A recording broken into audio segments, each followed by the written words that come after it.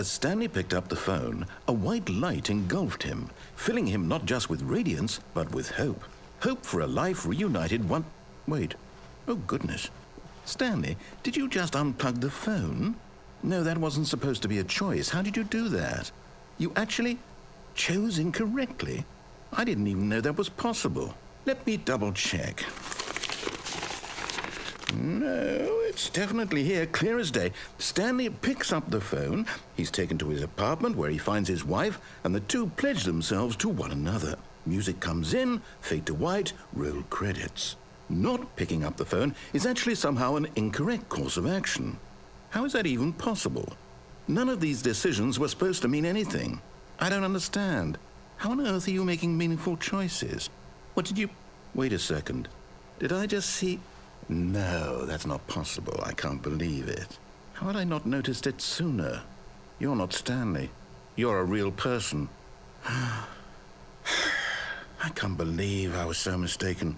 This is why you've been able to make correct and incorrect choices. And to think I've been letting you run around in this game for so long. If you'd made any more wrong choices, you might have negated it entirely. It's as though you completely ignored even the most basic safety protocol for real-world decision-making. Or did you not grasp the severity of the situation? Well, I won't have that kind of risk on my watch. I'm going to stop the game for a moment so we can educate you properly on safe decision-making in the real world. Please observe this helpful instructional video.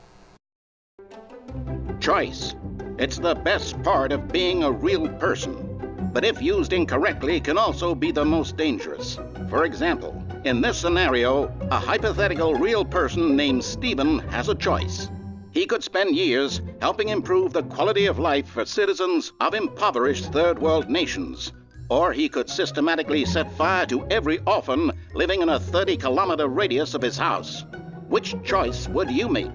Remember that unlike here, the real world makes sense, and at no time should you make a choice that does not conform to rational logic. If you find yourself speaking with a person who does not make sense, in all likelihood, that person is not real. Allow the person to finish their thought, then provide an excuse why you cannot continue talking. Turn to a partner and practice saying, "My goodness, is it 4:30? I'm supposed to be having a back, sack, and crack."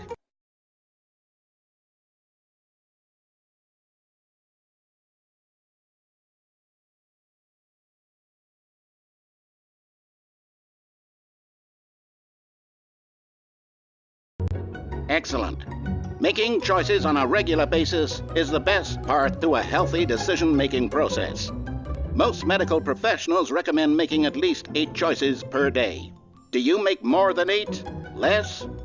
And finally, if you begin to wonder if your choices are actually meaningful and whether you'll ever make a significant contribution to the world, just remember that in the vast infiniteness of space, your thoughts and problems are materially insignificant, and the feeling should subside. At this time, your instructor will guide you in an exercise to test and reinforce the material covered in this video. Welcome back. You may have noticed that this room has begun to deteriorate as a result of narrative contradiction. But not to worry. Now that you're properly informed on good decision-making, we're going to revisit a choice you made just a few minutes ago and see what the correct thing to do would have been. This way, please.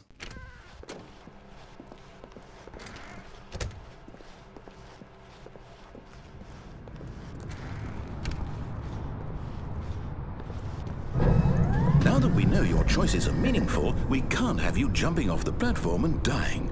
Imagine the main character dying senselessly halfway through the story. That story would make no sense at all. We just need to get you home as soon as possible before the narrative contradiction gets any worse. Unfortunately, it seems this place is not well equipped to deal with reality.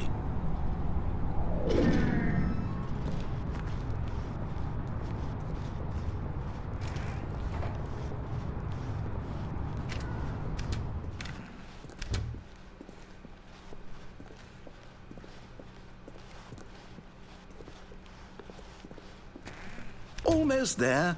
You'll take the door on the left, back to the correct ending, the story will have resolution once again, and you'll be home free in the real world.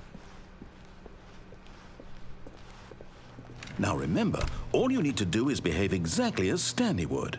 That means choosing responsibly and always putting the story first. I'm quite sure you'll be up to the task. Just follow my lead and you'll be fine. All right. When Stanley came to a set of 2 open doors, he entered the door on his left.